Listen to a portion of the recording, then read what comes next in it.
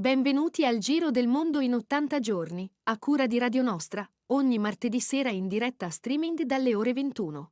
Allacciatevi le cinture. Si parte. Buon ascolto.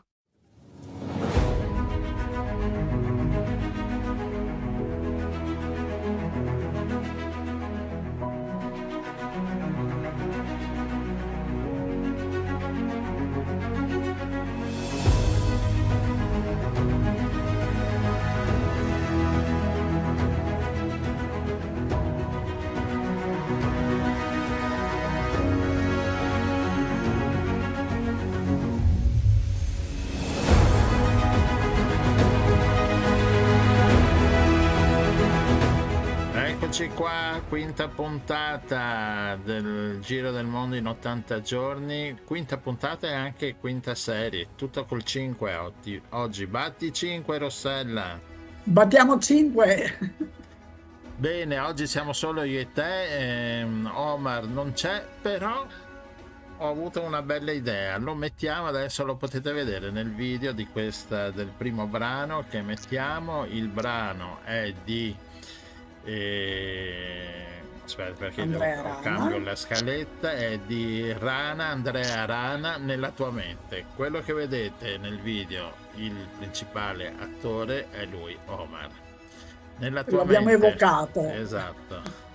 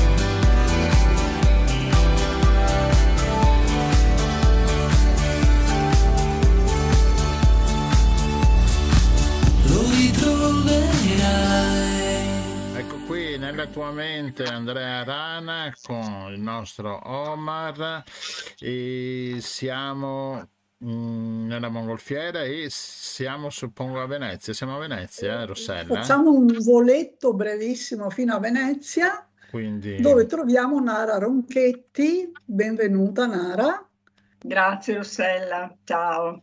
che è coordinatrice di Asso Pace Palestina Venezia. Asso Pace Palestina Venezia però fa parte di un'organizzazione molto più grande che si trova un po' in tutta Italia. Vuoi dirci brevemente, intanto Nara, di che cosa si tratta? Sì, Asso Pace Palestina è un'associazione che da più di 20 anni si occupa prima di tutto di diffondere in Italia la cultura palestinese, perché la cultura palestinese è molto vivace e viva ed è la dimostrazione del fatto che questo popolo esiste e inoltre ha sempre appoggiato progetti nella West Bank, cioè nella Cisgiordania, sostenendo i comitati popolari di resistenza non violenta. Ovviamente da un anno tutto ciò è diventato qualcosa di molto diverso, siamo molto più attivi, ma ci impegniamo anche in progetti che abbiamo dovuto trasformare, cambiare. Certo. Ascolta, però noi ti abbiamo chiamato soprattutto perché in tutta la devastazione, la catastrofe che c'è a Gaza, emergono anche ogni tanto delle storie belle che sono veramente di grandissimo conforto. E tu sei entrato in contatto con un libraio, giusto? Che si Sì, chiama Ramadan. sì, un libraio, editore e stampatore, lui faceva tutto e continua a fare tutto. Cioè, nel suo primo negozietto, quando era ancora giovane, aveva poco più di 30 anni, vendeva libri, stampava dispense, vendeva anche quaderni, quindi aveva un'attività così, anche abbastanza fiorente.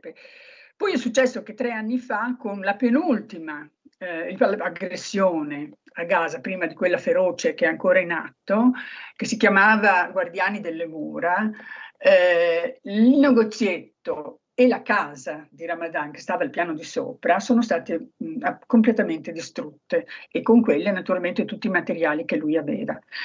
Allora in quell'occasione, assieme ad un amico che ha una piccola ONG, scusate, una ONLUS in provincia di Piacenza, che si occupa soprattutto di libri e di diffondere la lettura, abbiamo pensato di dare una mano a Ramadan a rimettere in piedi il suo lavoro. Gli abbiamo aperto un crowdfunding e siamo riusciti a ricomprargli una stampante professionale, tutta una serie di inchiostri, la carta, e lui ha riavviato la sua attività in maniera stupenda, perché lavorando 16 ore al giorno, come mi raccontava, in un anno si era affittato 5-6 altre stampanti, dava da lavorare ad altra gente, produceva le dispense di diverse università, stampava i libri per la scuola inglese, stampava piccoli opuscoli deplianti ONG che magari, o dell'UNRWA di educazione di vario tipo per i bambini, non so, la salute piuttosto che l'educazione stradale e così via.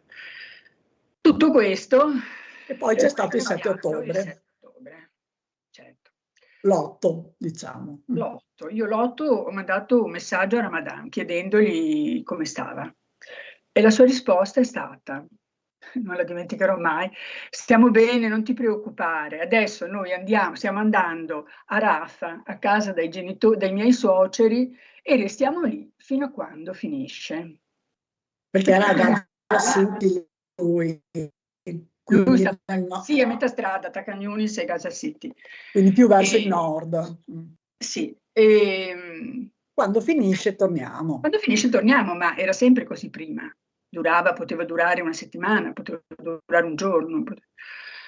E invece Ramadan a questo punto, dopo più di un anno, è stato sfollato 4 volte e adesso si trova in una tenda un po' a nord di Khan Yunis, vicino al mare, una tenda di plastica, calda d'estate, fredda d'inverno, senza pavimento, quindi con gli animali che entrano dentro. penso che queste storie le abbiamo già sentite. Però c'è un destino comune a tantissimi, a no? tantissimi altri. Io però Ramadan ha trovato il modo di riscattarsi, di ritornare a vivere. Secondo me, applicando quel concetto che è tipico della cultura araba, ma palestinese, che viene indicato con la parola sumud, che non è soltanto la resilienza, è qualcosa di più.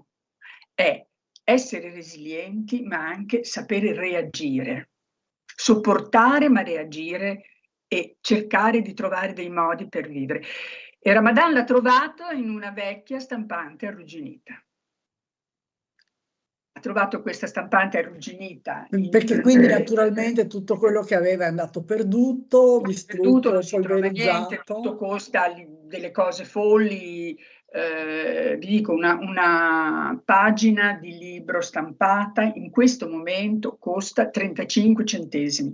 Io l'ho detto a un editore qui locale, quando gliel'ho detto ha fatto una faccia, non ci posso credere, eppure così. E parlo della stampa, non parlo della farina, non parlo del latte per i suoi bambini. Allora, noi lo abbiamo sostenuto con un gruppo informale di amici per tutta una serie di mesi, perché ovviamente non lavorava, aveva finito i suoi pochi risparmi. Però adesso Ramadan ha trovato questa vecchia stampante, l'ha chiesta in prestito a questo signore che aveva un piccolo negozietto, ma non era rotta, gli ha detto prendila pure. Ramadan e si è messo a stampare. La prima cosa che ha stampato l'estate scorsa, me lo ricorderò sempre, sono stati dei piccoli adesivi, volantini, per un vicino di casa che produce, spero per lui, miele. E io mi sono fatta raccontare la storia perché lo credevo incredibile. Dico, come fa ad avere le arnie? No, cioè non ha le arnie. Lui faceva il produttore di miele, è riuscito a salvare un po' di fave, li ha presi, li ha messi in alcune cassette, io ho visto le foto, per cui è tutto vero, e produce del miele. E Ramadan glielo pubblicizzava e questo signore poteva o può, spero per lui, vendere il suo miele. Questo è importante per capire cos'è l'economia di guerra di Gaza, perché non credo sia l'economia di guerra di qualsiasi altra guerra, credo che solo qui sia così. Quindi ha cominciato stampando queste etichette, questi volantini per questo produttore di miele che poi è, non so, la cosa più dolce che puoi immaginare, no? Il miele, così anche per il modo di produrlo, eccetera. Va bene. E poi ad un certo punto, siccome si è diffusa la voce che aveva una stampante, sebbene arrugginita, sebbene rotta, gli sono cominciate ad arrivare altre piccole commesse, cioè non so, uno aveva da stampare alcuni fogli e poi ad un certo punto un gruppo di volontari di un campo profughi dove c'erano moltissimi, dove ci sono ormai in tutti i campi profughi moltissimi bambini abbandonati, orfani, comunque da gestire tutto il giorno perché non hanno nulla. Gli ha proposto di stampare un libro di fiabe per i bambini. E Ramadan ha stampato questo libro di fiabe per i bambini di questo campo profughi e poi l'ha stampato per i suoi figli, l'ha stampato per tutti i figli dei vicini. Allora in tutte le tende intorno a Ramadan i bambini hanno un libro di fiabe che gli verrà letto di notte almeno per addormentarsi un po' più tranquillamente. Tra un drone e un bombardamento, perché ci sono sempre. Ramadan me li fa sentire, ogni tanto mi manda un vocale e c'è esatto. Questi droni tremendi, però io seguendo questo giovane editore ho capito anche ho capito come l'essere umano riesce ad adattarsi anche alle condizioni più terribili e a trovare una ragione di vita. E adesso per Ramadan la ragione di vita è stampare libri per gli studenti. Perché cosa succede a Gaza? Che per un anno intero non c'è stata scuola. L'anno scorso l'hanno perso completamente.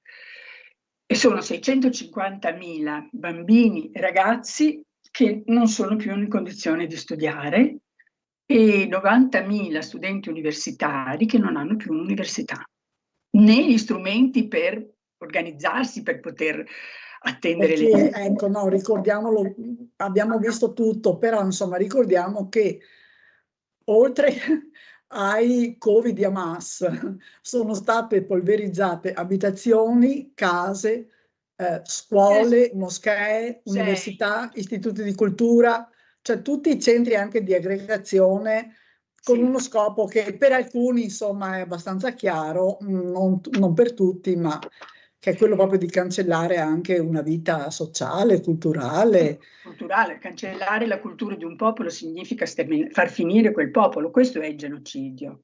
Ed è tra l'altro menzionato in vari articoli da vari studiosi che ritengono che l'azione più pericolosa sia proprio quella, cioè se tu estirpi la cultura ad un popolo, fai in modo che quel popolo prima o poi non esista più, perché non avrà più memoria, perché non saprà tramandarsela, se non oralmente, ma capito? E invece Ramadan vuole fare questo, vuole stampare libri per gli studenti che hanno cominciato a fioccare nella sua tenda ad ottobre, quando doveva cominciare il secondo anno scolastico, ma l'anno scolastico non c'era, perché sì, io so che l'Università Al-Aqsa ha messo in rete un po' di corsi, e che l'UNRWA e anche altre organizzazioni hanno organizzato scuole nei campi profughi e così via. Però intanto c'è un sacco di gente che è nelle tende ed è semplicemente dispersa. Quindi quella va raggiunta in qualche modo. La connessione internet c'è, ma è molto instabile, non sempre funziona. E soprattutto il cartaceo non c'è più, perché è stato raso al suolo tutto. Allora Ramadan dice: ogni tanto vengono questi ragazzi da me, mi chiedono cosa costa stampare, non so, la loro dispensa. Queste dispense, 100 pagine, costavano un po' di tempo fa, purtroppo adesso il prezzo è aumentato, costavano $23, euro, tanto più o meno è la stessa cifra. Senza che lui ci aggiungesse una lira di guadagno. E molto spesso c'era chi riusciva a pagare, però molto spesso c'erano studenti, lui mi ha proprio detto, che andavano via con la coda tra le gambe. Io non riuscivo a vederli così delusi che se ne andavano. Allora cosa ho fatto? I soldi che ho guadagnato stampando alcune favole, li ho messi, ho stampato delle dispense per loro e finché ho potuto gliele ho regalate. Il problema è che sono tanti i bambini e gli studenti a Gaza e Ramadan non ce la può fare da sola. Allora la prima idea che ci è venuta già più di un mese fa è stata: bene, stampiamo una delle favole che Ramadan ha stampato per i bambini di Gaza, la facciamo tradurre e la distribuiamo in Italia per i bambini e per gli adulti qui, perché sappia, con la storia di Ramadan e con la storia dei bambini di Gaza. E questo sta diventando realtà, perché il 22 finalmente esce dalla stampa l'agognato libretto con questa stampa che si chiama con questa favola che si chiama Andando al mercato. E il 24 questo libretto verrà presentato nella sede dell'editore che ci ha ospitato e che ci ha anche regalato il suo lavoro come volontario a Vittorio Veneto il 24 prossimo, cioè domenica prossima alle 5 alla casa dello studente di Vittorio Veneto. Poi però ci saranno tutta un'altra serie di presentazioni e la possibilità anche di ordinarlo online, poi faremo pubblicare queste cose. Ma la cosa importante è che nel frattempo si è aggiunto, allora, a questi studenti che arrivavano alla spicciolata se ne è aggiunto un gruppo molto più consistente di 500 studenti della scuola media superiore che dovrebbero sostenere un esame a febbraio, ma non hanno cartaceo, studiano sui cellulari. Cioè, chi ha fatto l'insegnante si può immaginare che cosa vuol dire avere degli studenti che studiano sui cellulari, con la connessione non sempre garantita. E tra l'altro costosa anche, costosa. Certo. Quindi noi che cosa abbiamo pensato? Benissimo, intanto le due stampatrici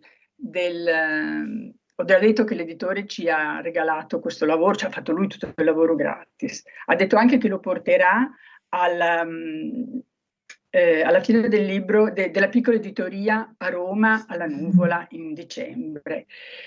Poi abbiamo messo insieme un bel gruppo di associazioni, perché noi siamo troppo piccoli, adesso non ce l'avremmo mai fatto, che io devo ringraziare perché mi stanno supportando tantissimo e questo è l'unico motivo per cui andiamo avanti.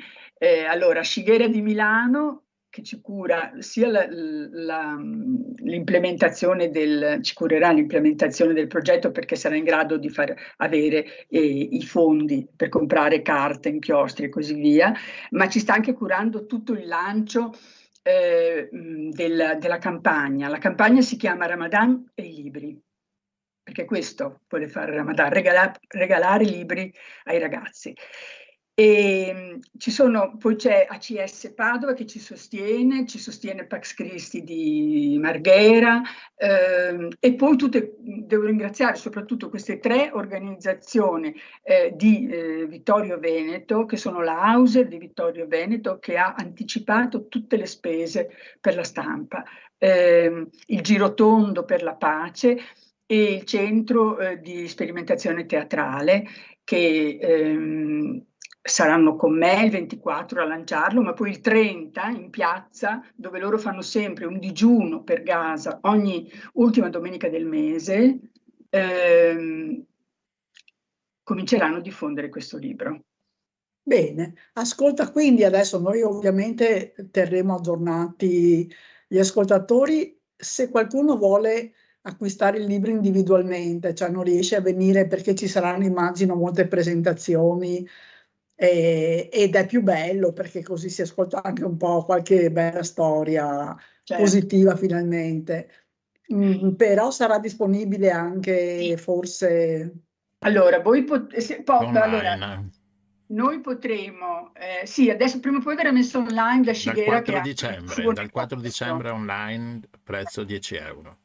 Sì, esatto. Però, allora, il prezzo 10 euro, voglio specificare una cosa, noi abbiamo dovuto mettere il prezzo perché l'editore non poteva non metterlo. Esatto. Noi però specifichiamo, quando invitiamo la gente a unirsi a questo nostro progetto di solidarietà, a donare il più possibile. 10 euro è il minimo dell'offerta. Se ci date di più, ci aiutate a stampare più libri, più in fretta, da dare a questi ragazzi.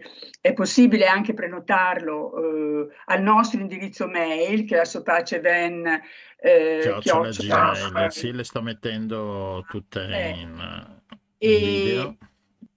E di presentazioni a questo momento ce ne sono già 4 stabilite, che sono quella del 24 Vittorio Veneto, poi so che ce ne sarà una a Treviso, non hanno ancora comunicato il giorno, però ce ne sarà una il 28 a Marghera, Pax Christi, nella sede di Pax Christi con Don Nandino Capovilla alle 8:30 di sera.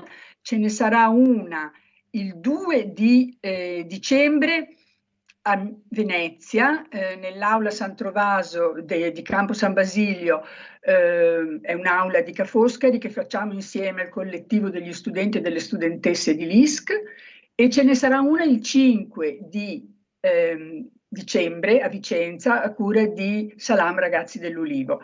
Ma molti ci hanno contattato, devono ancora dirci le date, ma ce ne saranno moltissime. E non solo qui in Veneto, ce ne saranno a Milano, ce ne saranno a Genova, ce ne saranno a Rimini, perché Scighera ha tutta una serie di altri gruppi in giro per l'Italia. Vabbè, la storia è bellissima e dà molto conforto appunto in questo panorama di sfacelo completo. E quindi vabbè, complimenti prima di tutto a Ramadan e a tutte le persone che riescono in quella situazione a guardare avanti, a fare dei progetti, a trovare dei motivi di forza, di resistenza, appunto. E vabbè, complimenti anche ad Assopace e a Nara Ronchetti, che credo che ci abbia un po' lavorato su questa cosa. Sì, Un per me è pochino. cominciata proprio come un legame d'affetto con questo giovane che potrebbe essere mio figlio e che vedevo lottare così tenacemente per la vita. Grazie mille, Nara. Grazie a voi per avermi ospitato e Ci spero di aggiorniamo. rivedere presto. Grazie. Grazie Ciao. mille, ciao ciao. Ciao. Ciao. Mi hanno detto in giro che ora hai frequentazioni migliori. Ti hanno vista col vestito di Prada in centro sabato sera, con il cocktail e la faccia da scema, con i fighetti della classe elevata. Ma cosa fai? Ma con chi stai?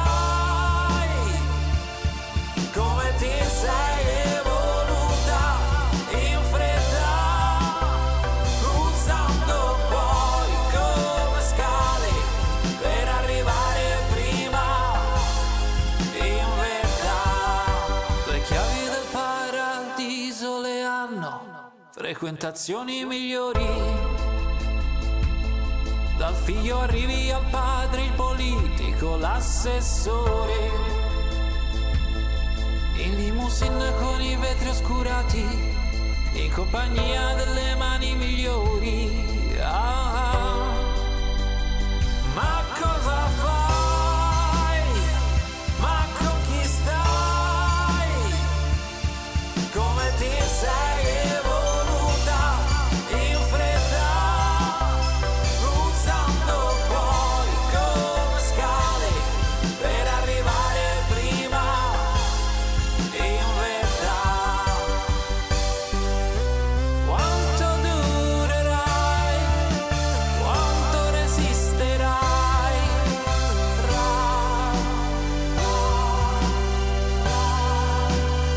Frequentazioni migliori.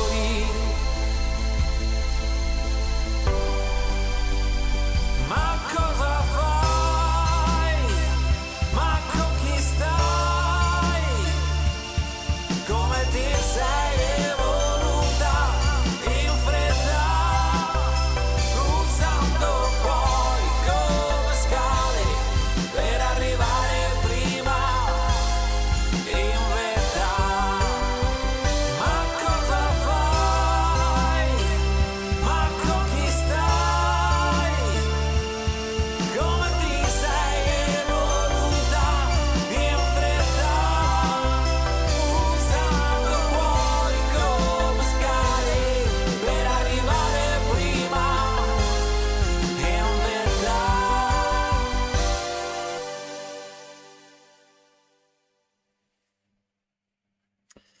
Frequentazioni migliori, Andrea Lupi qui a Radio Nostra. Anche noi abbiamo delle frequentazioni migliori. In effetti con noi è collegato da Bassano il consigliere regionale dei Verdi Renzo Masolo. Buonasera, ciao Renzo. Buonasera, ciao a voi, grazie per l'ospitalità, grazie per questa... Benvenuto sulla mongolfiera. Grazie. Allora, noi abbiamo chiamato, scusa, dove va l'accento, Masolo o Masolo? È Masolo, ma non c'è Masolo, problema. scusa. Non c'è Io avrei problema. detto Masolo alla Veneta, sì. vabbè. Vabbè, Sì, comunque lui è Renzo.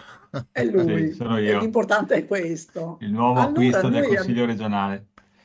Ecco, abbiamo chiamato Renzo Masolo perché ogni tanto torna fuori la Treviso Mare, Sì. che dovrebbe essere una strada che risolve tutti i problemi di queste code apocalittiche che ogni estate, ogni weekend, ma non solo, ci sono, che collegano le ridenti località di Cavallino e di Jesolo con l'entroterra.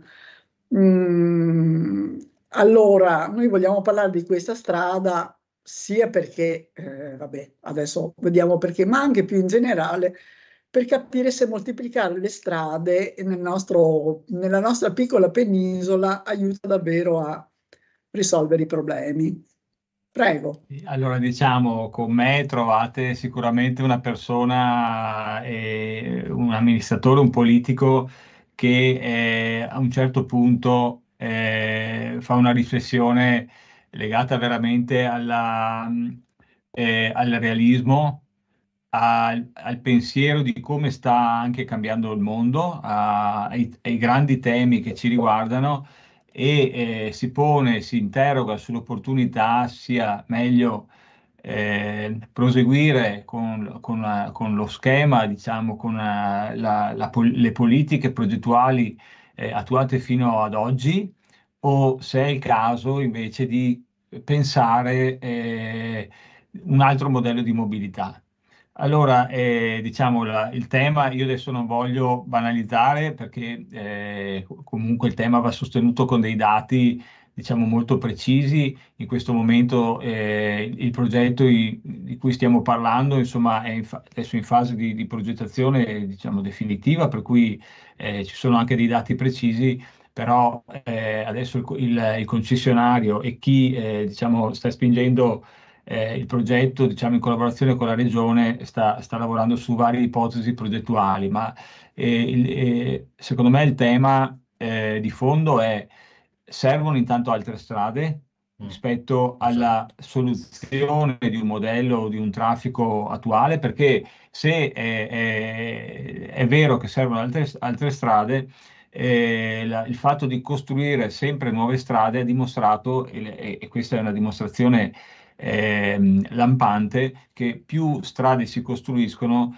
e più il traffico aumenta. Non è che la teoria del traffico che si diluisce è una teoria vincente, perché se no, con tutte le strade che abbiamo costruito negli ultimi decenni, negli ultimi 50 anni, non dovremmo avere traffico da nessuna parte. Invece abbiamo dimostrato che più strade si costruiscono, più auto si mettono in circolazione, più si investe sulle quattro ruote e più si congestionano queste strade. Per cui molto probabilmente, e questa è un'occasione che abbiamo perso, anzi, per dire la verità, è un treno che abbiamo perso, cioè il fatto di aver abbandonato il progetto di metropolitana di superficie, un progetto regionale, innovativo, sostenibile, allineato con le politiche della mobilità del nord Europa, che vedeva un investimento e continuativo rispetto alla creazione di una sorta di treni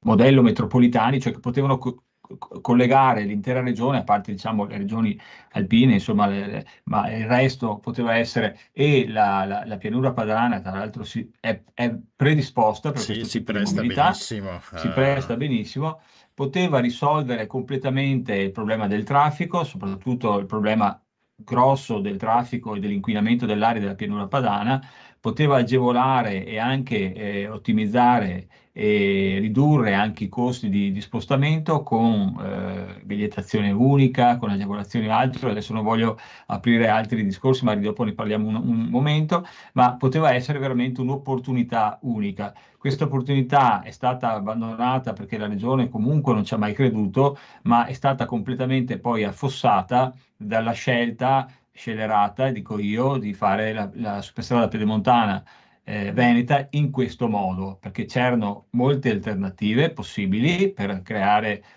un collegamento tra la A4 e la A27, in questo caso da Montecchio a Spresiano. Questi 94 km potevano essere fatti veramente come una superstrada e non come un'autostrada, come tanti anche comitati e tante realtà al tempo premevano. Non è stata fatta questa scelta, c'è stata fatta una scelta invece di un'autostrada vera e propria con tutto il dovuto indebitamento. Ancora all'epoca tante persone dicevano: guardate che in questo modo andate a sbattere perché vi indebitate. Non hanno voluto sentire, si sono ispirati, si sono basati su studi del traffico farlocchi, non reali rispetto alla situazione reale, e adesso stiamo qua almeno per 39 anni a indebitarci prima di diventare proprietari. Zaia dice: fra 9 anni arriveremo a pareggio tra canone da pagare e pedaggi, tra entrate e pedaggi. In questi 9 anni continueremo a tirare fuori sempre più milioni di euro, Noi contribuenti. Noi contribuenti e con i pedaggi che sono altissimi, ma anche con le nostre tasse.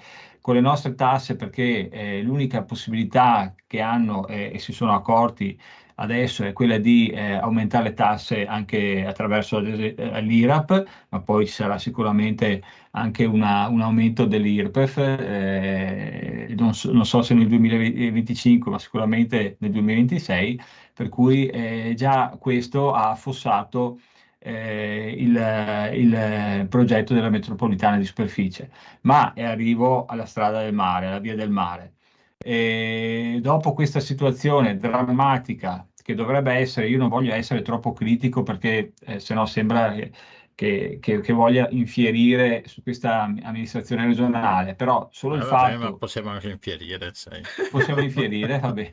Allora, solo il fatto di aver completamente fallito, perché la superstrada pedemontana veneta, abbiamo visto anche Zaia qualche settimana fa che è venuto in consiglio regionale, ogni tanto si vede, io sono consigliere da 4 mesi e l'ho visto la prima volta praticamente 3 settimane fa, è venuto in consiglio regionale perché doveva fare delle dichiarazioni sull'autonomia differenziata. In quel caso lì siamo riusciti insomma, a fare alcune critiche anche sulla superstrada pedemontana veneta e lui fa: la pedemontana veneta c'è stata richiesta, per cui noi abbiamo dovuto farla, ma richiesta da chi? Prima cosa. E se un soggetto, che può essere una categoria economica, può essere Confindustria, può essere chi volete, richiede una cosa, ma un amministratore comunque avrà la possibilità di calcolare se questa cosa si può fare o meno e a che costi. E questi costi cosa ci faranno perdere come opportunità in futuro, no? Per cui la mette un po' su questo piano, ma solo il fatto di aver fallito in questo modo su un'opera così impattante su un bilancio regionale come la superstrada pedemontana veneta, dal mio punto di vista solo questa cosa sarebbe sufficiente per il fatto di dimettersi. Cioè io se fossi un presidente della regione veramente direi: ragazzi, ho fallito, ammetto di aver fallito, e invece qua stiamo addirittura parlando del terzo mandato, che poi sarebbe il quarto.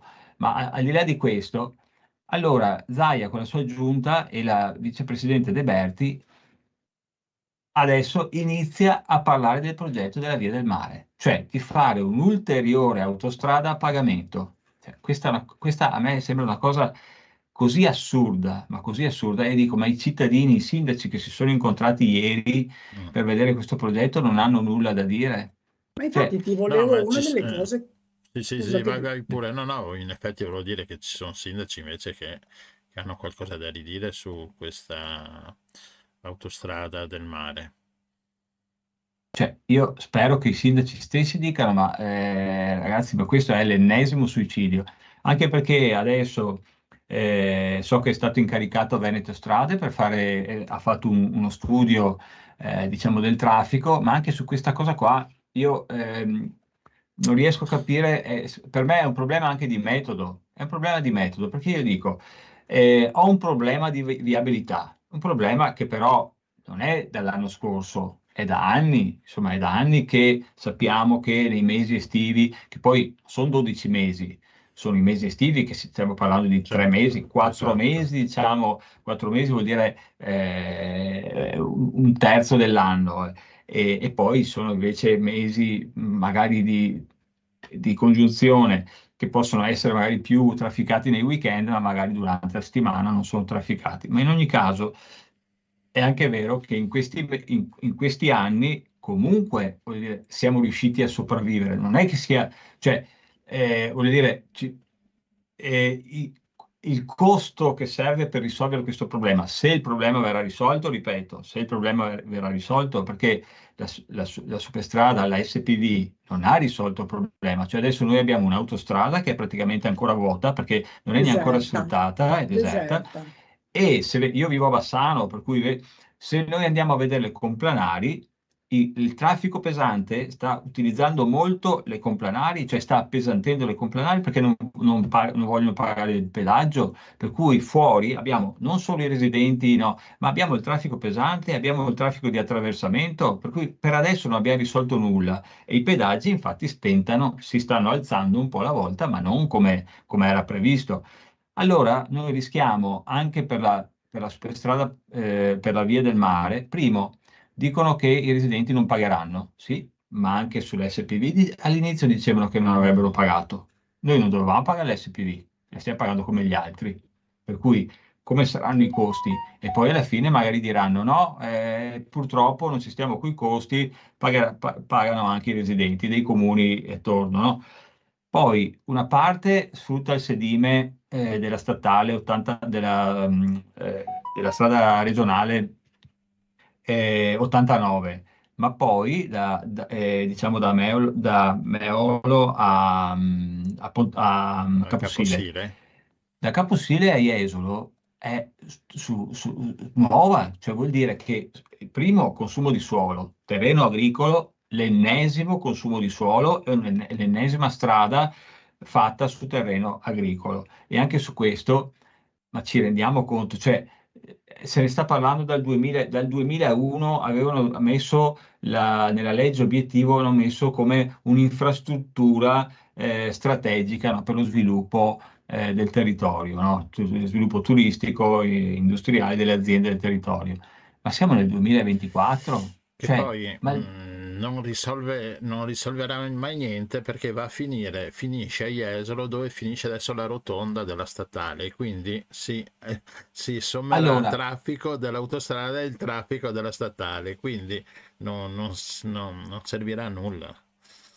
attenzione, ma a Jesolo per il 2025 hanno già stanziato, adesso hanno fatto una variazione di bilancio di 50 milioni di euro per una bretella che è propedeutica alla via del mare, cioè fanno già un'opera di collegamento, una sorta di piccola tangenziale, no, tra i rotatori di Jesolo che sarà propedeutica.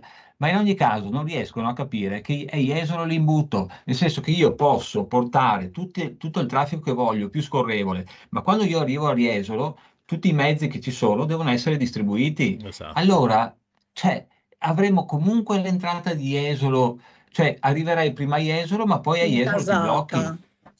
E la stessa cosa per Cavallino, cioè sono due posti piccoli con una viabilità limitata perché sono due paesini, no? E una viabilità che non si può neanche qui allargare perché è una striscia, siamo fra mare e laguna, quindi no, anche volendo aggiungere non c'è spazio e quindi è veramente incomprensibile una logica così semplice e di buon senso. E poi io non riesco a capire, l'unica soluzione per loro è costruire autostrade, cioè noi abbiamo strade o autostrade, ma abbiamo anche da un punto di vista viabilistico, dello studio del traffico, abbiamo dei cervelli incredibili, abbiamo persone innovative, persone che stanno studiando, che si sono formate anche, ma allora, ma perché non fare un concorso di idee e dire, ma ci possono essere modelli di mobilità? Uno può partire da Treviso, può partire e arrivare a Jesolo con altri mezzi. Non possiamo investire quei soldi per un modello di viabilità diverso, non possiamo fare un tram su binario, non possiamo fare dei mezzi, adesso ci sono dei pullman, io vi faccio l'esempio, anche l'anno scorso hanno fatto la linea diretta Bassano-Jesolo in pullman. Uno partiva la mattina, pagava un tot del biglietto, andava a Jesolo, non aveva neanche il pensiero di fare la fila, arrivavi a Jesolo, ti mettevano giù, prendevi il tram, andavi a Cavallino, andavi a Lido, e poi la sera tornavi a casa. Ma perché non implementare un modello di trasporto pubblico di questo tipo? Investendo soldi, ma perché sarà sempre meno rispetto a fare la nuova strada, a fare un'autostrada, perché poi comunque la farai a pedaggio, per cui i pedaggi li paghiamo noi, per cui paghiamo la costruzione, paghiamo il pedaggio, per cui è sempre una spesa nostra. e poi ma la differenza la darà la regione al concessionario come sta facendo per l'SPV. Ma allora perché non investire e pensare a un progetto innovativo di trasporto pubblico, anche sperimentale? Investiamoci anche, ma io dico anche qualche milione di euro, comunque è sempre risparmiato, e vedi che il traffico diminuisce, ma inneschi un meccanismo, un circolo virtuoso che poi anche gli esercenti, i turisti stessi imparano anche un altro modo di andare, perché io capisco i tedeschi che vengono dalla Germania con la roulotte, con la barca, quelli vengono con l'autostrada, ma quelli mettono anche in conto di metterci del tempo per arrivare, perché poi staranno lì una settimana, 2 settimane. Ma quelli che vengono durante il giorno, che sono i turisti, i residenti, oppure i turisti che vengono da Padova, da Treviso, da Bassano, da Montebelluna, ma proviamo a fare dei modelli, a inventare dei modelli di mobilità innovativi, diversi. No, bisogna fare un'autostrada che poi, e qua se mi permettete, apro un altro tema che secondo me è fondamentale. Cioè, adesso non siamo in emergenza climatica, ma siamo in quotidianità di emergenza climatica. Cioè, la situazione sta diventando così drammatica che se io fossi un amministratore, cioè se io potessi decidere, non fossi diciamo in opposizione, in minoranza, no? Ma fossi un amministratore di maggioranza o fossi in giunta per decidere quali saranno le politiche del futuro, i soldi li investirei per l'adattamento, per predisporsi per un adattamento climatico. Cioè io li investirei sicuramente per le sfide che ci saranno nei prossimi anni, nei prossimi decenni, non buttandoli via per un'autostrada che di fatto poteva essere fatta, non so, 50 anni fa, quando magari le Esatto, cose è non già si superata sapevano. proprio nel Ma concetto. sai, se Ma abbiamo amministratori che dicono che il cambiamento climatico è sì, buono per allungare la stagione, hai capito sì, sì, che, no, che mettono in sì. programma progettualità come l'autostrada vecchia di 50 anni fa, giustamente come dicevi tu.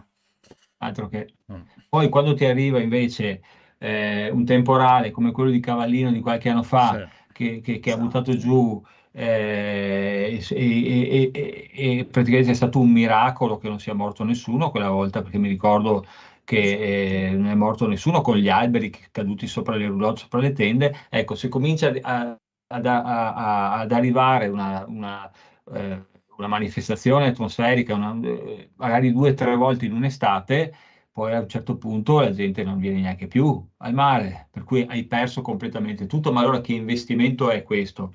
Investi sull'adattamento climatico, cominci a investire anche su un certo tipo magari dai la possibilità ai campeggi di predisporsi a questi eventi atmosferici così repentini, così imprevedibili. Cominci a lavorare sulla gestione dell'acqua, perché poi allagamenti, no, cominci anche a proteggere in qualche modo le auto, perché adesso arrivano delle grandinate che ti distruggono completamente migliaia di auto, no? Per cui secondo me qua non ci siamo proprio. Cioè adesso proprio in questi giorni c'è la COP29, no? Il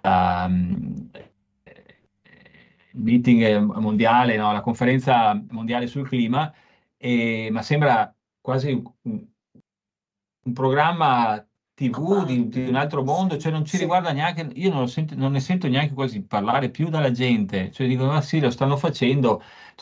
Addirittura Trump ha detto appena il primo giorno che entro alla Casa Bianca ci togliamo dall'accordo di Parigi. Cioè stiamo ascoltando delle cose veramente incredibili, e anche questa cosa di progettare la via del mare mi sembra una cosa anacronistica, fuori da ogni tempo, fuori da ogni. Anacronistica, sì, ma anche perché un'altra strada è ancora consumo di suolo, impermeabilizzazione. Altro che. Poi i parcheggi, che già sono una marea, Sì. sia a Jesolo che a Cavallino, che ripeto sono 2 posti molto piccoli, Sì. e anche lì impermeabilizzazione, e anche lì consumo di suolo in una maniera veramente triste. Sì. Lo dico anche se tutti noi purtroppo dobbiamo avere un'auto, perché se no da qua hai voglia a muoverti, Sicuro, appunto perché sicuro. Sicuro, ma c'è quindi modo e modo però di utilizzarle anche, no, le auto. E in ogni caso una strada, specialmente una strada di questa portata, allora, primo il costo, secondo il materiale, perché asfaltare, no, come dici tu, vuol dire comunque rinunciare a ettari e ettari di terreno. Qua si sta parlando di 19 chilometri di strada, pensiamo a 19 chilometri, poi con le complanari comunque ci saranno intorno, certo. con le strade per i mezzi agricoli, perché adesso i mezzi agricoli comunque, non nell'alta stagione, ma durante l'inverno, durante l'autunno, te usano li anche quella trovi, strada per certo, spostarsi, no? Per cui certo. dovrei fare strade apposta per loro, perché non potranno più entrare in autostrada. L'impermeabilizzazione l'abbiamo detta, ma poi la manutenzione di una strada, perché una strada così, a così alta percorrenza, dopo qualche anno si consuma, perché passano i mezzi pesanti, passano migliaia e migliaia di veicoli, per cui devi rifarla, sono dei costi incredibili, cioè su questo non ci rendiamo conto. E poi la spesa, adesso io non lo so quanto è la previsione, il preventivo della spesa totale di questa via del mare. Però veramente noi faremo un po' di tutto per smuovere anche in Consiglio regionale questa cosa qua, perché veramente ci si mette alla testa. Poi io dico, ma prendetevi, tanto avete aspettato è dal 2001 che se ne parla, aspettate un anno, fra un po' ci saranno le elezioni, poi se verrete riconfermati, vabbè, alla fine la farete perché la gente vuol dire che non capisce, Ci non penseranno capisce. i cittadini, speriamo. Speriamo che capiscano anche loro, perché veramente qua mi pare che i Perché poi ci cittadini, lamentiamo, no, dei tagli alla sanità, però da qualche parte i soldi o li altro mettiamo che, nelle strade o li altro mettiamo che. nella sanità, perché non c'è per tutto, E là non li giustamente. tagliamo mai, là non li tagliamo Eh. mai. Tagliamo dappertutto, scuola, sanità, no, innovazione, ricerca, cose fondamentali per il Veneto, cultura, e invece noi su quello non rinunciamo mai. Non parliamo delle Olimpiadi perché, guardate, E non parliamo della pista di bob perché ne abbiamo già parlato. ecco, però magari fosse solo la pista di bob, magari voi pensate che hanno già messo da parte bilancio 160 milioni di euro da parte in caso di flop delle Olimpiadi. Eh, In caso di perché Sì, sì, flop. perché Allora, se tu servono. metti da parte 160 milioni di euro, vuol dire che se conti non ci torni, che andranno certo. male, poi sarà un successo, Zai avrà una narrazione che spiegherà a tutti, no, contro ogni evidenza, ma spiegherà a tutti che è stato un successo, che hanno investito sul L'immagine. territorio. Ma intanto però 160 milioni di euro, 100, mi pare, non comunque 150 sicuri, messi da parte in caso di, ok, Sì, sì, perché in c'è rosso. la spesa per la pista di bob di Innsbruck Mamma che, mia, mamma che mia. dovranno Non correggere. pensiamo, guarda. Comunque, tornando, il problema oltre cioè è collegato anche è legato il percorso del traffico anche con le costruzioni sempre più insistenti che avvengono nei litorali, no? Tante costruzioni vuol dire far arrivare ancora più gente e quindi c'è bisogno, secondo loro, ovviamente, secondo il loro pensiero, c'è bisogno ancora di strade, no? È tutto un po' collegato Altro che, il problema. e tra l'altro poi le strade, come avete detto voi, le strade chiamano parcheggi, Sì, sì, ma chiamano anche infrastrutture perché? Perché prima arriva la strada e poi vengono gli insediamenti commerciali, produttivi, arrivano i capannoni per la logistica, no? Per certo. cui di fatto anche questa è una legge del traffico, della pianificazione territoriale, cioè loro cosa fanno? Fanno una strada, ma poi visto che c'è la strada e arrivano i mezzi, allora creiamo le infrastrutture. Anche su questo allora è meglio bloccare subito. Pensate alla superstrada pedemontana, cosa sta portando, e attraverso diciamo, la pianificazione della superstrada, loro hanno detto, beh, ma allora nei 2 chilometri, no, a sud e a nord della superstrada, là mettiamo, diamo la possibilità a chi vuole investire su infrastrutture, capannoni e in più in deroga alla legge del consumo del suolo 2017. Esatto. Perché anche su questo sono stati furbissimi, perché si dice, beh, ma se è lungo la superstrada pedemontana si può fare, perché la regione dà la possibilità di costruire in deroga, cioè non c'è consumo di suolo per i comuni, in cui Quindi una deroga di qua e una deroga di là, vabbè, e quindi... tanto si continua, basta guardare l'esempio di Bassano, che l'anno scorso appunto dovevano costruire praticamente 3 più un capannone proprio lungo la superstrada pedemontana, e questo consumo di suolo non avrebbe influito sui 30 ettari che il comune di Bassano ha a disposizione entro il 2050.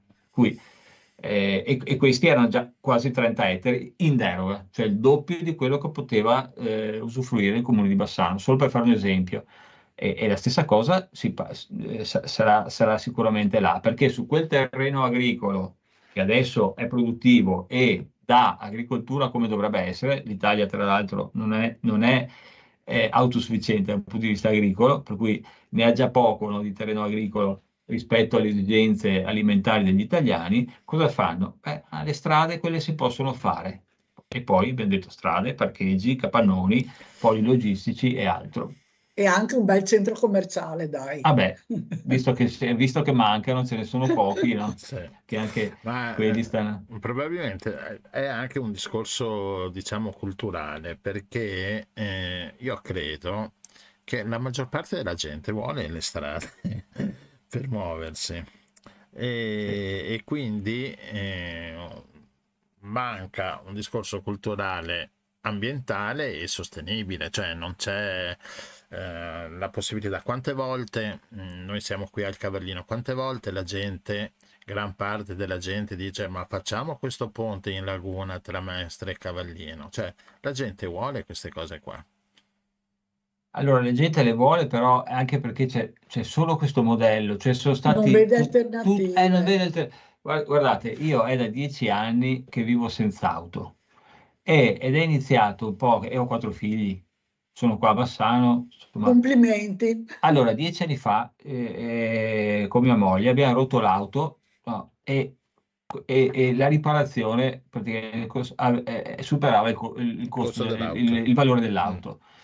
Allora abbiamo detto, noi siamo di Bassano, siamo fortunati, viviamo vicino ai servizi, per cui scuole, l'ospedale, posto di lavoro. Al tempo mia moglie lavorava a Cittadella, per cui aveva comunque un trasporto pubblico comodo, perché quella è la discriminante. condizione. Quella è la condizione, perché se uno deve fare un viaggio casa-lavoro di 10-15 km in un posto dove non è servito dai mezzi pubblici, non ci sono alternative. Cioè, tu devi avere l'auto o se no...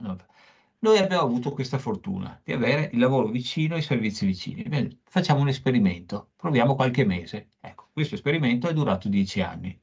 Io adesso, che sono consigliere regionale, paradossalmente sto facendo molta fatica perché prima mi spostavo tutti i giorni in bicicletta con i mezzi pubblici, lavoravo vicino. Adesso da Bassano a Venezia vado benissimo, è una delle tratte ferroviarie forse tra le migliori del Veneto, ho un treno ogni mezz'ora. Il problema è andare in giro per la regione.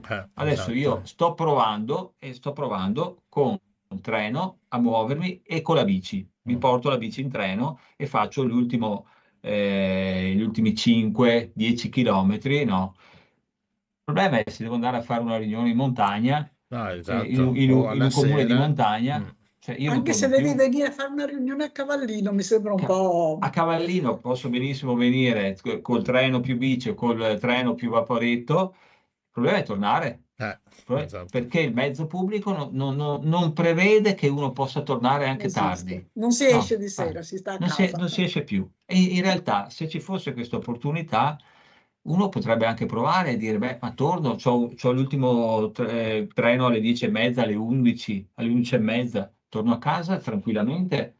Invece questo... Io penso e ripeto, ritorno al concetto di metropolitana di superficie. Se ci fosse una metropolitana di superficie diffusa su un territorio molto ampio, la gente si sposterebbe con i mezzi pubblici. Certo. Poi c'è anche un problema di costo, perché il mezzo pubblico attualmente in Veneto è proibitivo.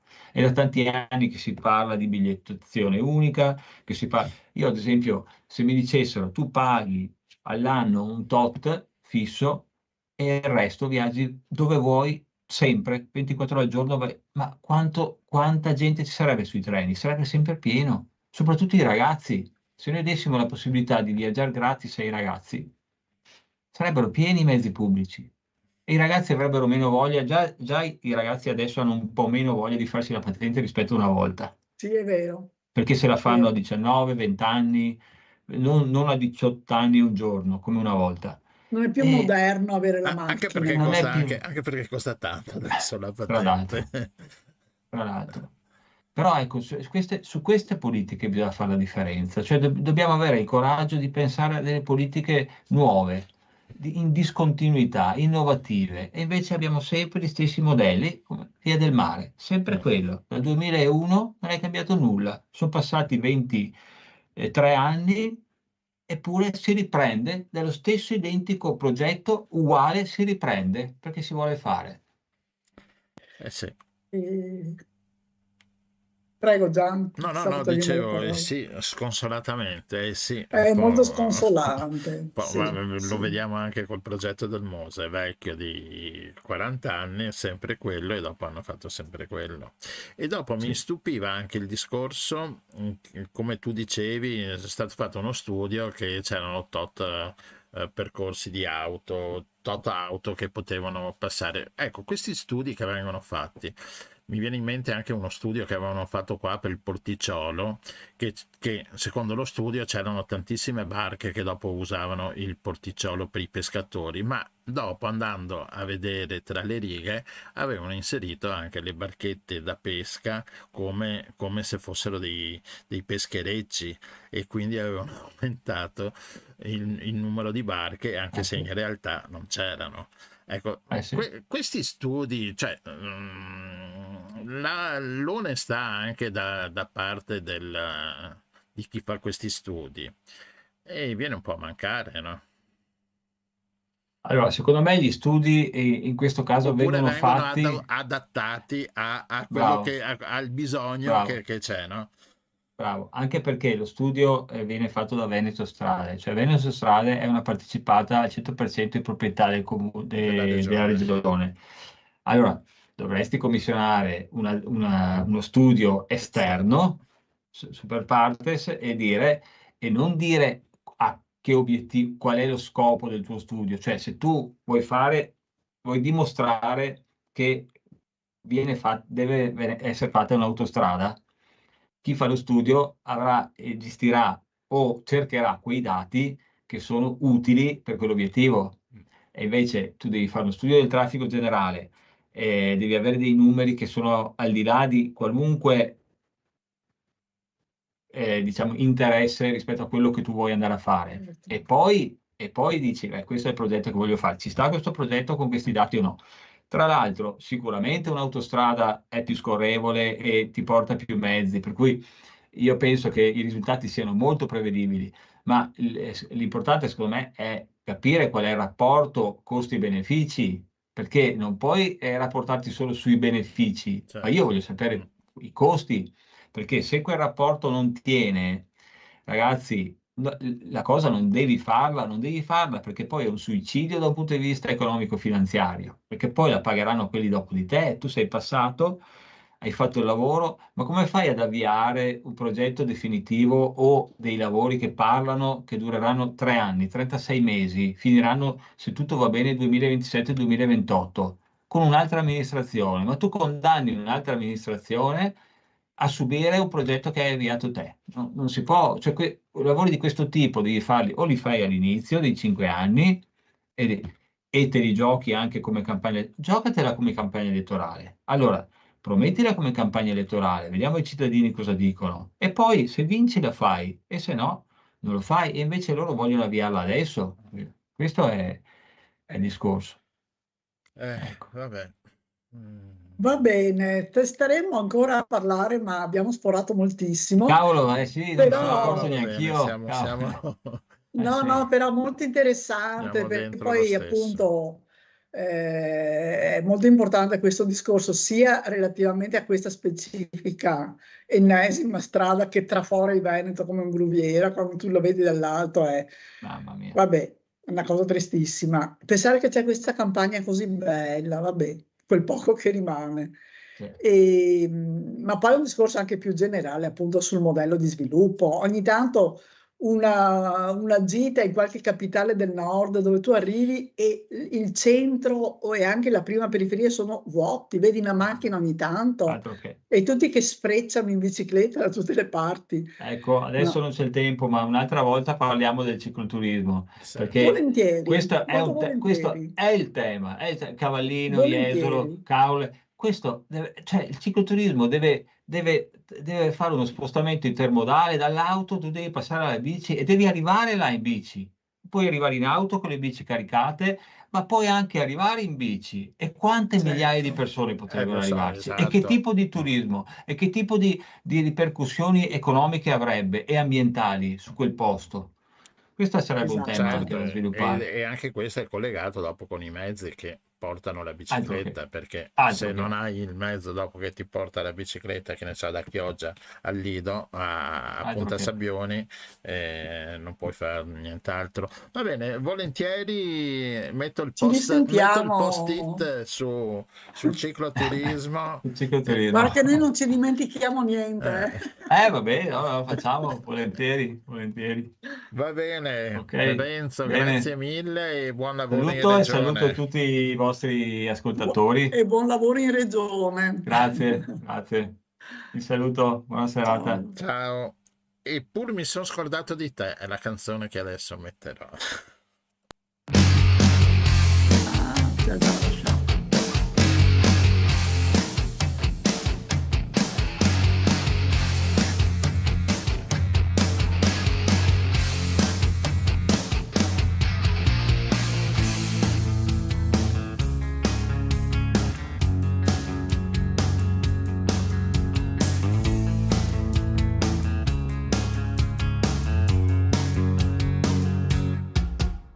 Eppur mi sono scordato di te, come ho fatto non so. Una ragione vera non c'è, lei era bella però. Un tuffo dove l'acqua è più blu, niente di più. Yeah! Ma che disperazione, nasce da una distrazione, era un gioco, non era un fuoco. Non piangere salame, dai capelli verde rame, è solo un gioco e non un fuoco. Lo sai che t'amo, io ti amo veramente. Eppur mi sono scordato di te, non le ho detto di no. Ti ho fatto piangere tanto perché io sono un brutto, lo so. Un tuffo dove l'acqua è più blu, niente di più. Yeah! Ma che disperazione, nasce da una distrazione, era un gioco, non era un fuoco. Non piangere salame, dai capelli verde rame, è solo un gioco e non un fuoco. Lo sai che t'amo, io ti amo veramente. Che disperazione nasce da la distrazione, nasce da una distrazione. Che disperazione nasce da una distrazione, nasce da una distrazione. Che disperazione nasce da una distrazione, nasce da una distrazione. Che disperazione nasce da una distrazione, nasce da un tuffo dove l'acqua è più blu, niente di più. Yeah! Ma che disperazione, nasce da una distrazione, era un gioco, non era un fuoco. Non piangere salame, dai capelli verde rame, è solo un gioco e non un fuoco. Lo sai che t'amo, io ti amo veramente.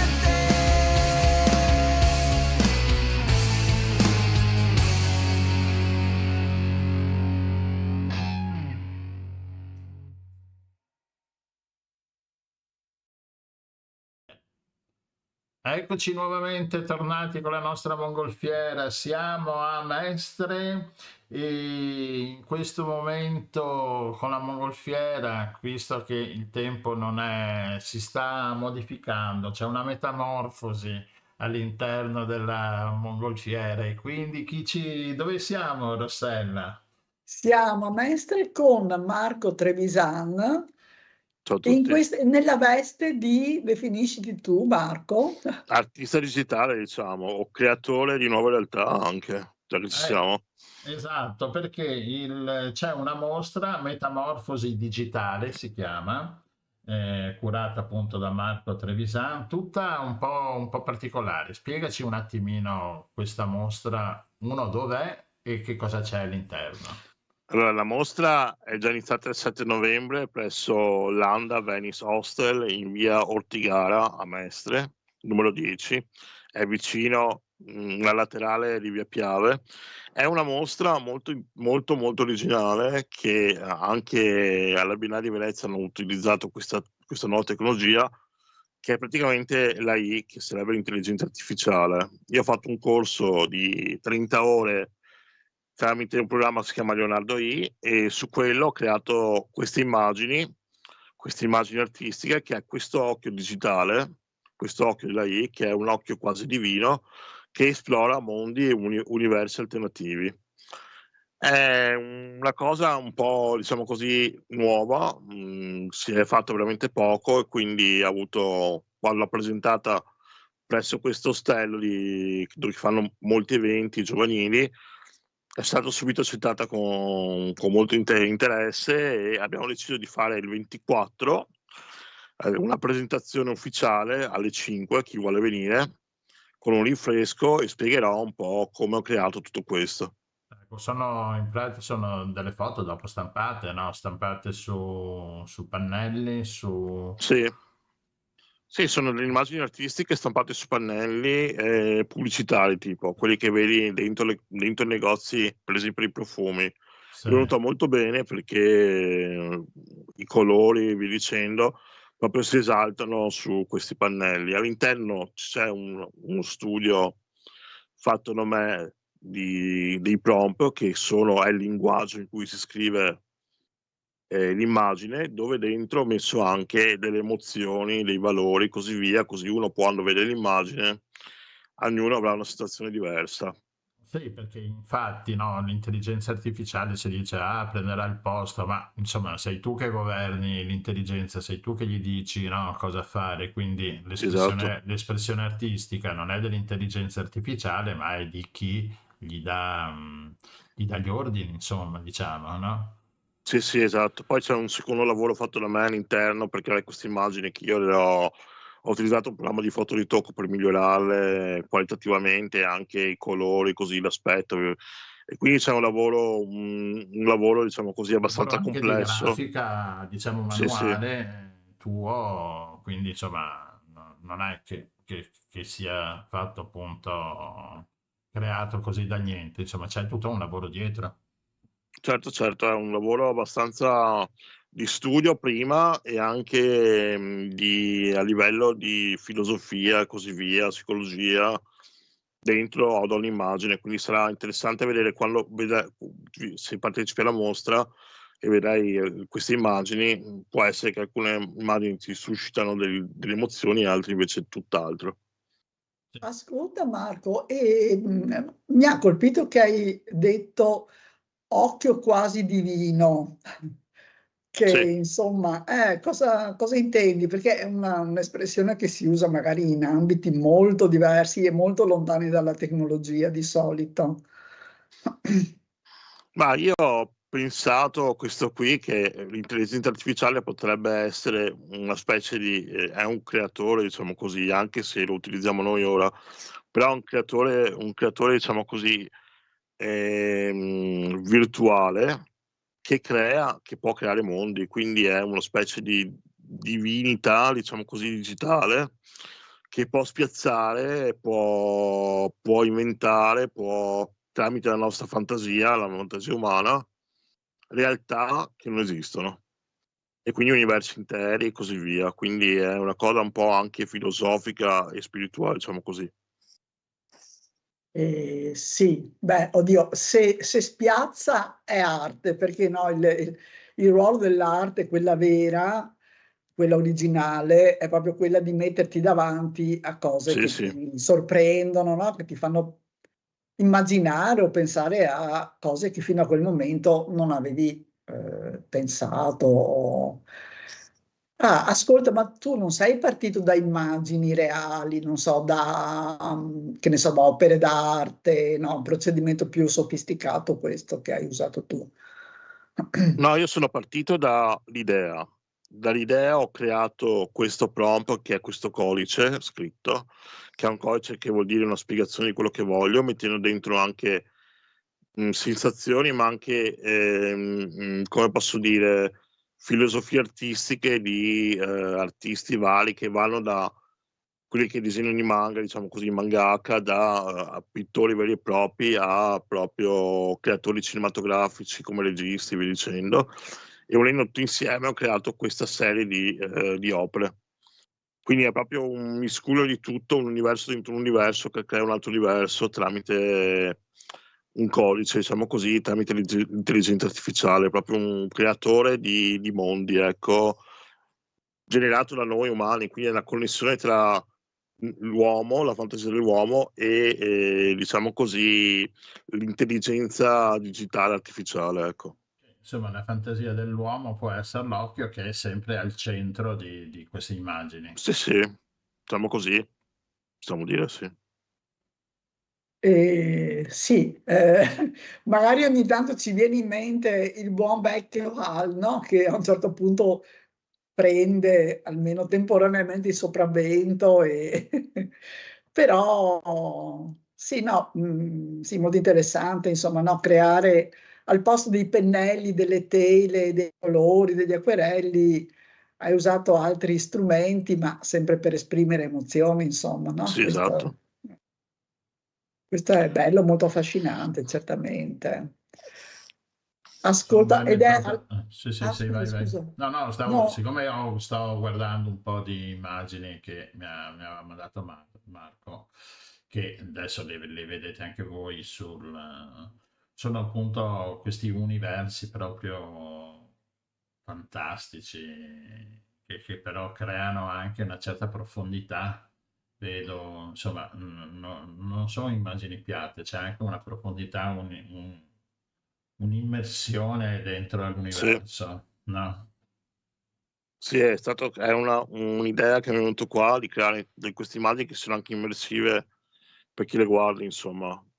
Alcune sono anche, ti senti tratto dentro, sembra che tu le esplori dentro su alcune. E questa è l'idea che c'era, che tu sei coprotagonista dell'opera, insomma, in certo modo, non solo per vari motivi, insomma. Per quello è riuscita così bene alla fine. No, e appunto, poi se stai attento vedi mille particolari che stanno attorno a quest'occhio, quindi devo dire che è interessante. Sì, sì, la mostra sta andando molto bene, devo dire la verità. Poi comunque è in un posto molto visitato, perché questa parte superiore di questo ostello, dove praticamente la gente va a studiare e via dicendo, quindi si interroga un po', la guarda così, ti fa delle domande. Poi comunque, devo dire la verità, probabilmente verrà anche ci saranno anche altri tour, perché forse andrà anche a Milano, vedremo un po', insomma, stiamo mettendo d'accordo, perché questa qui è una catena di ostelli che forse ospiterà anche questa mostra in altre parti, quindi è andata molto bene, devo dire devo essere proprio veritiero su questa cosa, e sono anche molto felice perché comunque è riuscita particolarmente bene, è una cosa molto originale, anche se uno dice l'intelligenza artificiale qua e là, però bisogna saperlo usare con caratteristiche, insomma, con capacità. Anche la struttura dove è questa mostra, che ne so, mi ricorda il film Metropolis, quello No, diciamo così, veramente un posto, perché sarebbe un ostello, si chiama Anda Hostels Design e Party, quindi fanno molti eventi ma è anche molto bello esteticamente da guardare, le recenti dentro, si vedi che è una cosa un po' underground, un po' per alternativa, insomma, sembra un po' essere un po' Berlino nei territori un po' Esatto, giovanili, sì. ecco. E quindi ci vai, però vedi, insomma, anche quando prendi l'ascensore, per esempio, c'è sulla parte dove c'è lo specchio delle scritte, dopo, insomma, se qualcuno ha la possibilità di vederlo, di visitarlo, anche perché si può visitare gratuitamente, insomma, per gli eventi che ci sono di sera eventi e così via. Poi ci sono state altre mostre fotografiche, la mia è la prima, penso, a livello di arte proprio. Quindi E sarà aperta fino a quando, Marco, la mostra questa? la data non è ancora decisa, cioè saranno 2 mesi sicuri, perché cambiano le opere, cioè cambiano proprio le mostre in base alla gente, agli artisti e così via che vuole proporle. Quindi sicuramente per 2 mesi, oltre il 2025 forse. E dopo, appena che arriverà altre opere, che forse passerà agli Ostelli di Milano e via dicendo, oppure ho già avuto comunicazione, insomma, di altri locali che vorrebbero esporla, quindi è piuttosto interessante anche questa cosa qui, insomma, di fare un piccolo Complimenti tour. davvero. Grazie. Complimenti. Sì. Va bene. Quindi io ripropongo chi vuole il 24 novembre, la mostra è già aperta, il 24 novembre, domenica, alle 5 si terrà un piccolo incontro con me, che sono l'autore, più un rinfresco. Va bene, grazie Va ragazzi. bene, noi ci saremo, io ci sarò, quindi ci vediamo domenica e occhio, possiamo dire.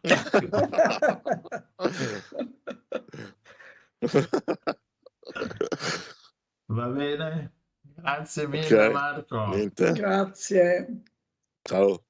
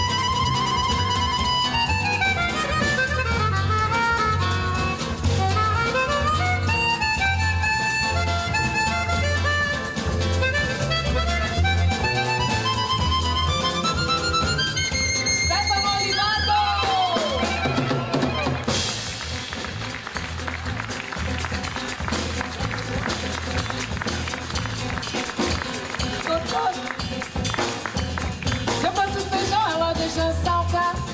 Ela deixa salgar.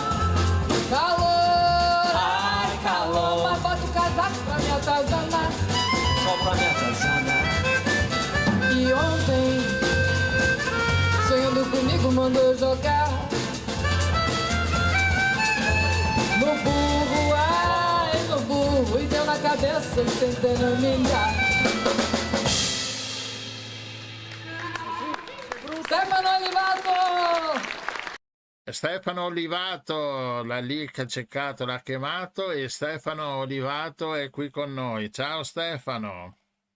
Ciao, eccoci qua. Aspetta, buongiorno. sì, i microfoni sono accesi, sì, ok. Vai Stefano. Benvenuto, benvenuto a bordo. Ciao a tutti, buongiorno, grazie per l'invito. Allora, con Stefano, come sapete, ogni settimana parliamo di uno strumento, però Stefano Olivato ne suona di strumenti, possiamo dire che è polistrumentista, no? Ne suoni a bizzeffe. Però l'abbiamo chiamato per, come abbiamo sentito adesso il filmato, che ha suonato l'armonica a bocca per parlarci dell'armonica a bocca. Cioè è uno strumento talmente semplice, però secondo me complicato anche da suonare.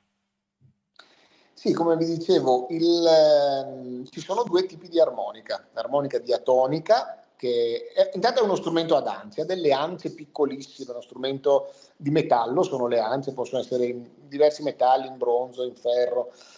È uno strumento, esiste l'armonica diatonica che suona in una sola tonalità e quindi che è l'armonica quella di Bennato, di Bob Dylan. E invece l'armonica cromatica, che è uno strumento un po' più complesso da suonare, che suona in tutte le tonalità e che ha come suoi, diciamo, campioni Toots Thielemans, Stevie Wonder, questi musicisti insomma che hanno fatto la storia dello strumento, ecco. È adatta, è adatta alla musica classica e al jazz, cosa che invece non è possibile suonare con le altre armoniche, con l'armonica diatonica. In effetti adesso sto mettendo la copertina del Vivaldi e Marcello concerto per armonica e chitarra basso. E quindi appunto è interessante come questo strumentino piccolo, però sia molto, cioè ha una grande estensione, no? Puoi farla... Sì, è di 3 ottave o anche 4 ottave, a seconda sono modelli diversi, può essere 4 ottave, si sovrappone all'oboe perfettamente e quasi perfettamente al flauto, e quindi suona bene i concerti per oboe e per flauto nella musica classica. E nel pop, ma ci sono Toots Thielemans, che è proprio il campione, non so se vi ricordate Non gioco più di Mina. Sì, non gioco più, me ne vado. Sì. Un gioco esatto, lì c'è Toots Thielemans che suona l'armonica cromatica. Anche con Branduardi c'è stato per molti anni Bruno De Filippi all'armonica, quindi ho preso il suo posto immeritatamente, che Bruno De Filippi è stato uno dei più grandi armonicisti, anzi forse il più grande armonicista italiano. Bruno De Filippi, non lo si sa, era il chitarrista di Branduardi per tanti anni, è armonicista, è l'autore di Tintarella di Luna, è mancato ormai, quindi però tra l'altro ha scritto Tintarella di Luna. Anche nelle musiche di Morricone c'è la fisarmonica, no? L'armonica, no? La fisarmonica, l'armonica. No, armonica cromatica, anche lì sì. Nelle musiche di Morricone ha fatto The Man with l'Armonica, che è insomma il brano più famoso, ma poi lo utilizza spesso. Sia lui che il maestro Lombardi anche l'hanno utilizzata. Poi ci sono insomma non molte composizioni classiche specifiche per armonica cromatica, più spesso trascrizioni. Ecco, una domanda: il conservatorio insegna l'armonica a bocca? Cioè, se uno vuole imparare a suonare l'armonica a bocca, oltre ad andare magari privatamente da chi la sa suonare e che la insegna, ma c'è una struttura anche pubblica che può insegnare l'armonica a bocca? Mi stai facendo un assist, perché io insegno, ho la cattedra di musica d'insieme pop rock al Conservatorio di Rovigo, ecco. E dall'anno prossimo apriremo a Rovigo la cattedra di armonica cromatica che insegnerò io, ed è una novità, nel senso che si è già aperta a Roma 2 anni fa. Adesso sarà la seconda cattedra in Italia, dove è possibile proprio prendere un diploma accademico, una laurea in armonica cromatica, e quindi con questa, per esempio, insegnare musica nelle scuole, cioè si è maestro di musica, insomma. Bello, complimenti, che bella idea, bello. Sì, non ci saranno molti allievi perché siamo veramente in pochissimi a suonare questo strumento. Però ascolta, musica, stavo pensando popolare dell'Est Europa. Sì. Invece è uno strumento che si usa, o mi sbaglio? No, la fisarmonica sì, altri diversi tipi di strumenti ad ancia, ma non l'armonica cromatica. Non l'armonica cromatica. Non l'armonica, no, è una cosa più europea, americana. Cinese.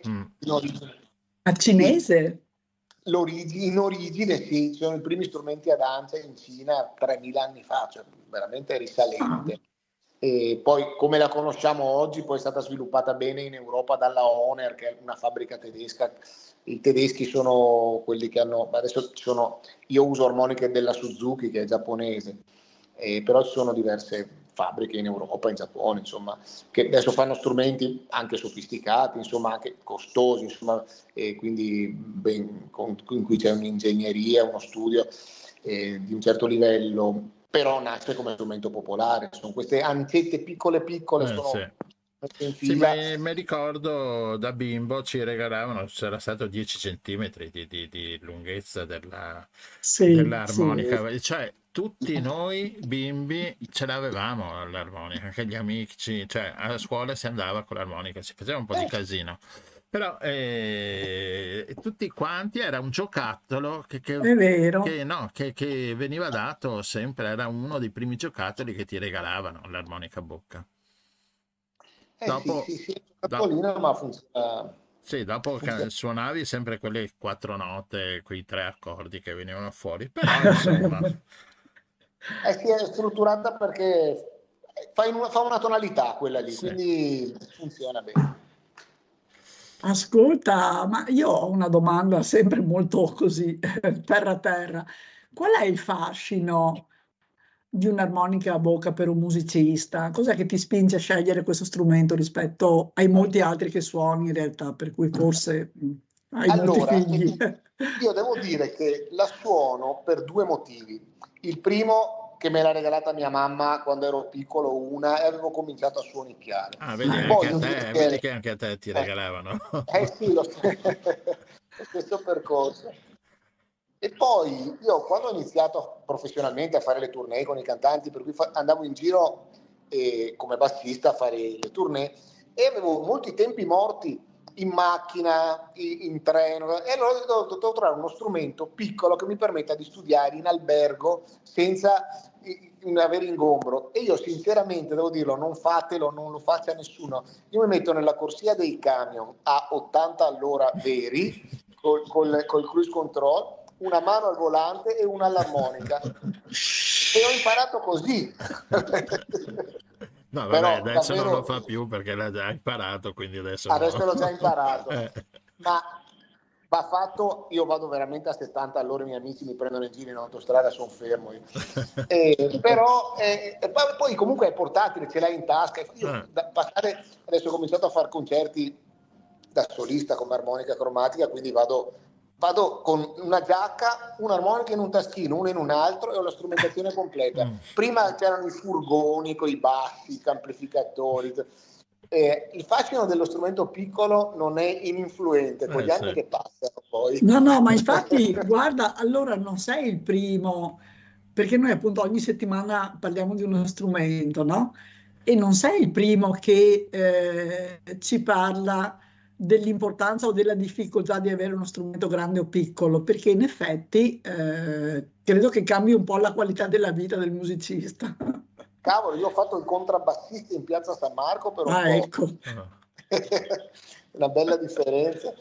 E poi basta. Adesso, sì, per fortuna quando fai le tournée ti montano la strumentazione, ma quando vai a suonare nei club, insomma, devi caricare la macchina. Va bene. Stefano, sì, bella, è stata interessante questo discorso qua, perché appunto è sempre affascinante, no? Sentire il pezzo, perché ovviamente sia nella musica pop oppure nella musica pop, gran parte, come dicevi, cantautorale, tipo Bennato, Dylan, sentire ha sempre un tocco magico l'armonica, no? Fa rivivere un po' i tempi passati, no? C'ha un suono quasi storico anche, no? Ti fa rivivere un po'. Il blues è uno strumento, essendo uno strumento povero, è stato subito usato per il blues. Esatto. Va bene, allora Stefano, noi adesso concludiamo, che mettiamo un altro brano e ti facciamo anche i complimenti, perché adesso indovina che brano metto. Non lo so, che brano metti? Dove l'ho messo? Ecco, è sparito l'ultimo tuo brano che... Fuori tempo. Fuori tempo, eccolo qua, Fuori tempo. Complimenti, bello, lo metto ogni settimana o all'inizio o alla fine. È un brano a cui tengo molto, ti ringrazio, è un brano che a cui tengo davvero tanto. Sì, sì, devo dire che è veramente bello, perché c'è un po' di tutto dentro, ma c'è un po' di tutto, però è originale. No. Ti ringrazio. E quindi mi piace, ogni settimana lo metto. E quindi ci sei, ovviamente non posso fare altro Era che... proprio qualche giorno fa, l'ho ascoltato Vecchioni, che mi ha mandato un videolino di complimenti, mi ha fatto piacere perché io all'inizio di quel brano canto Luci a San Siro. Sì. E Vecchioni mi ha scritto, mi ha detto che bella idea. Mi ha scritto, che carino. mi ha fatto un video così dicendomi, beh, complimenti, manifestandomi il suo apprezzamento, ecco. Complimenti. Beh, dai, credo che i riconoscimenti, no, facciano piacere, specialmente nel nostro mondo. Specialmente da un maestro come Sì. Va bene, ti salutiamo e ci ascoltiamo fuori tempo. Ciao, grazie mille Stefano. Ciao, grazie. Luci a San Siro, il signor G, bomba o non bomba, e Patti Smith, e le gite in campagna, Dylan e i Pink Floyd, e il Zino Iannazzi e John Coltrane. E qualcosa rimane tra le pagine chiare all'hotel Supramonte a guardare il mare che dà la vita a complicare il pane. Il dono del cervo, Johnny Mitchell, Dario Fo, i Weather Report. E adesso la trap. Nina Simone e Malcolm X, Andy Warhol, Kerouac e il presidente Sandro Pertini, Woody Allen, Gatta, Levi, Umberto Eco e Pasolini, Papa Giovanni e i doveri di Mazzini, e Che Guevara, Gorbaciov, Marco Pannella, il muro di Berlino, Aldo Moro, Berlinguer, il Fender Jazz, Give Peace and Sense, Pablo Neruda, Freud e la cultura che da sola cambia il mondo, per scoprire che alla fine era solo rock and roll.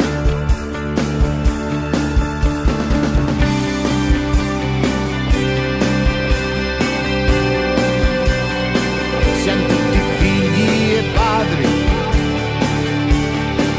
del nostro tempo, perché la musica da sola non è niente, è solo una lente, riflette il mondo di fuori, le idee, i colori, i miti del presente, perché è una musica che voli veramente, si nutre di ideali, se non rimane a terra a ruminare, una bestia senza ali. You may say I'm a dreamer, no woman, no cry, another song of freedom, che poi saranno le ultime, oramai.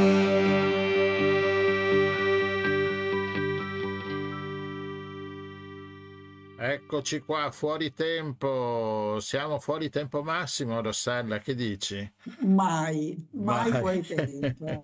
Quando si parla di cose interessanti. E stasera abbiamo avuto cose molto interessanti. Sì, esatto, quindi iscrivetevi al canale YouTube di Radio Nostra, mi raccomando, fate girare anche il link di questo programma che insomma ci sta dando un po' di soddisfazioni, questa quinta serie, E niente, ci sentiamo lunedì prossimo, non lunedì, Avete martedì ascoltato prossimo. Ci il giro sentiamo del mondo martedì in 80 prossimo, giorni. però. A Esatto. cura di Con Radio chissà Nostra. quali altre Rossella, cose Gianluigi nuove, e Renova, diverse. una produzione dell'associazione La Rete. Vi E, aspettiamo e grazie a martedì tutti per averci prossimo. ascoltati. E grazie, alla prossima martedì prossimo. Ciao a tutti. Ciao a tutte e E a tutti. tutte, a tutti, a tutti. A tutti.